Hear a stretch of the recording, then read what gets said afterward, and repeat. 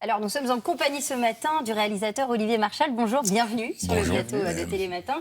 Alors, votre nouveau film s'appelle Overdose. Il sera disponible dès demain sur la plateforme Prime Video. Décidément, c'est plus fort que vous, Olivier Marchal. Faut de l'action, faut des flics. Oui, c'est-à-dire c'est mon passé qui doit me rattraper, mais là c'est un concours de circonstances. C'est Amazon qui avait un créneau pour un film à gros budget. Voilà, j'avais ça sous le coude. Ils m'ont contacté, puis le film. Ils vous appellent, ils cherchent un film un Oui, peu avec Gaumont. policier. C'est Gaumont qui avait lu le livre. C'est l'adaptation d'un livre de Pierre Poucheret, qui est un ancien flic.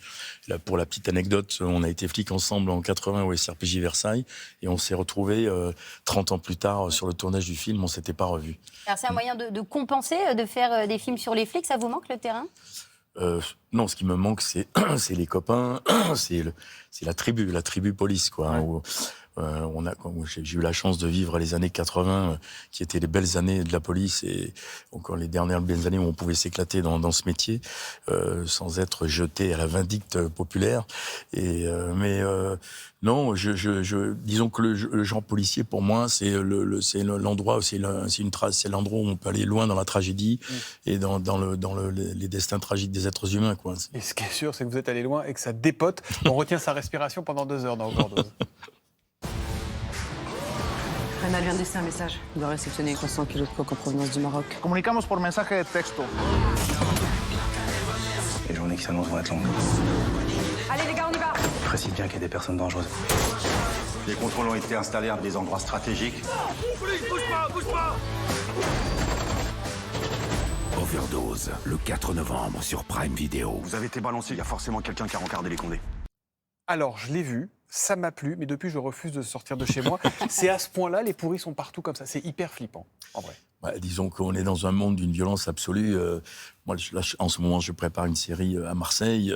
J'ai des copains flics à Marseille qui ont vu le film et qui m'ont dit on est largement en dessous de la réalité, quoi. Dessous. Ouais, vraiment. Donc après, il faut pas être alarmiste, hein. C'est malheureusement, je pense que le marché de la drogue, la cocaïne, a fait beaucoup de mal dans les comportements. C'est-à-dire que bon, les mecs maintenant, ils sont chargés à beaucoup de choses, et puis ça leur fait faire n'importe quoi. Il n'y a plus les règles strictes d'un certain milieu qu'imposaient les anciens. Les anciens ont disparu. Les dernières grosses équipes se sont éteintes, et voilà, on a affaire à une voyoucratie avec beaucoup d'argent. Ce sont des milliards d'euros. Donc dès que la drogue, ça représente des marchés énormes, d'où la violence qui va avec, hein. Alors, on ne va pas tout dévoiler, mais dans le film, il y a un indique qui a un rôle clé. Oui. Les indiques, ça suscite un peu tous les fantasmes. Dans la Ouais. vraie vie, ça se passe comment ? Moi, j'ai travaillé à la section antiterroriste avec 2 copains qui étaient infiltrés dans des réseaux assez durs, hein, Ah, donc là, c'était des flics qui étaient infiltrés. qui avaient été retournés. C'était pas des D'accord. flics, mais Ah. c'était bon, ils Quasi. ils avaient été retournés par les services de renseignement qui travaillaient avec nous, et c'est vrai que leur vie, moi, si vous voulez, il y en a un qui s'est fait buter par un des membres d'Action Directe. Parce qu'il a été identifié, découvert, et l'autre a pas supporté la pression, il a fini par se suicider. Donc la vie de ces gens-là, de ces flics-là, je pense qu'il faut avoir un caractère hors norme, trempé dans l'acier, et puis une acceptation d'une vie comme ça qui Y a nous pas fait de vie à venir côté. et puis on devient parano. De toute façon, c'est. Vous disiez, Olivier Marchal, vous avez été flic, vous, dans les années 80. Ouais. Il y a quelque chose qui a changé fondamentalement, c'est qu'avant, quand on voyait un flic, on baissait les yeux, on avait peur, Ouais. et on passait, même quand on avait rien à se reprocher. Aujourd'hui, il y a de plus en plus de refus d'obtempérer, la police ne fait plus peur. Comment vous l'expliquez, ça ? Je pense que ça ne regarde pas que la police, ça regarde aussi l'éducation nationale, ça regarde le manque de Toute la civisme société. qui est partout. Après l'explosion des cellules familiales, il y a plus de papa à la maison, il y a plus d'autorité, les enfants sont livrés à eux-mêmes, et moi, j'ai une de mes filles qui me disait, papa, aujourd'hui, voilà, on peut plus fumer, on pollue, on peut plus rouler, on peut plus, on a peur de tout, et c'est vrai que c'est des générations qui sont un petit peu perdues, donc qui vont dans les excès. Après, de la peur du flic.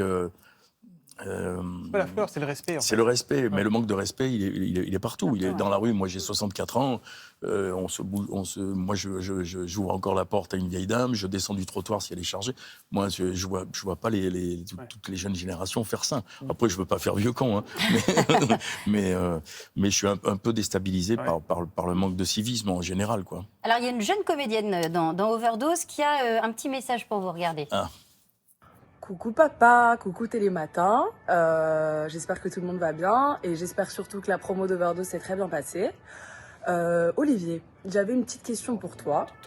On connaît tous tes films pour l'esprit noir, policier qui est hyper bien représenté à l'image. Mais à quand une petite comédie romantique, papa ? Ah, mais moi, je suis bien d'accord. Alors, papa, à quand ? C'est votre fille, hein, donc pour ceux qui n'auraient pas compris. Oui, Zoé qui joue dans mon film, mais bon, elle qui fait une carrière à côté et que j'aime beaucoup. Et elle est super. Une comédie romantique, j'en rêve, mais le problème, c'est que tout le système de production me ramène toujours aux gens policiers. Oui, vous voyez, là, j'ai deux projets, c'est encore des polars. Après, j'ai un projet d'un week-end en famille. C'est une adaptation d'une pièce de Dan Fanté dans lequel tout le monde se fait buter à la fin. Non, pas du tout. En plus, dans la vie, je déteste la violence. Je suis pas du tout. Je suis noir dans la tête parce que je suis noir depuis que j'ai l'âge de 13 ans. Vous avez été imprégné par vos années de terrain aussi. Oui, et puis après, le métier de flic n'a rien arrangé, mais dans la vie, je suis plutôt un garçon joyeux, quoi, et plutôt bon vivant, quoi. On est toujours content de vous voir, et on est content de vous garder pendant quelques minutes encore. Vous direz ça à la fin. Overdose sur Prime Video, et Olivier Marchal avec nous, qui revient juste après la pub.